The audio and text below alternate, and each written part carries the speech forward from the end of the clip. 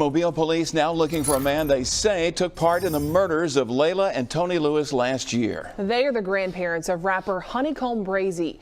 3 others already in custody and charged in those murders tonight. Fox News investigative reporter Brendan Kirby live for us now at police headquarters in Brendan. This has been a long time coming.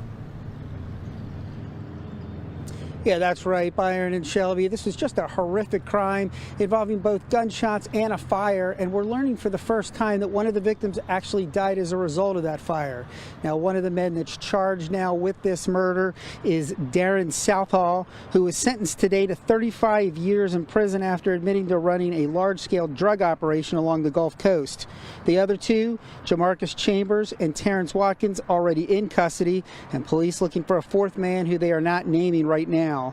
All 3 alleged accomplices charged with the February 2021 murder of Tony and Layla Lewis.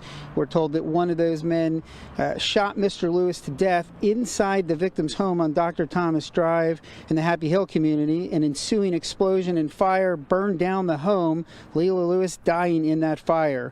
Mobile County Assistant District Attorney Lewis Walker tells me that he can't go into details about the allegations at this time, but says the charges represent a major breakthrough. Southall has a long criminal history. He was charged but not convicted of a shooting in 2012 and spent time in prison on a previous federal drug conviction. In November, he pleaded guilty to the latest offense, a drug conspiracy and money laundering case. Acting U.S. Attorney Sean Costello says that Southall built a multi-state drug distribution network involving cocaine, heroin, fentanyl, worth more than $24 million. He had the biggest operation, the largest amount of drugs that was going through, tremendous amounts of cash. He had a sophisticated operation. He was, by and large, the largest scale drug dealer we have had operate in this area in a long, long time.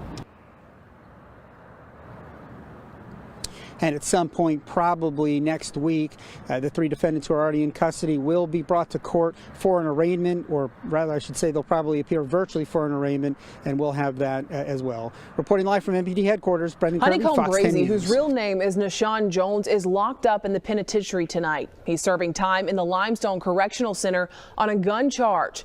This is his most recent prison mugshot. He's been in and out of jail or prison for most of his adult life.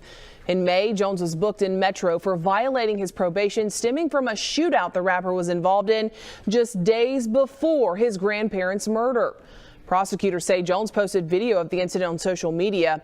During Jones' probation hearing, the DA's office also showed 15 videos of Jones with drugs or guns. The defense argued those were stage props for music videos. Jones, who was on probation for being a felon in possession of a gun, had served 18 months of a 15-year sentence. A judge revoked his probation and sent him back to prison to serve the rest of his 15-year sentence.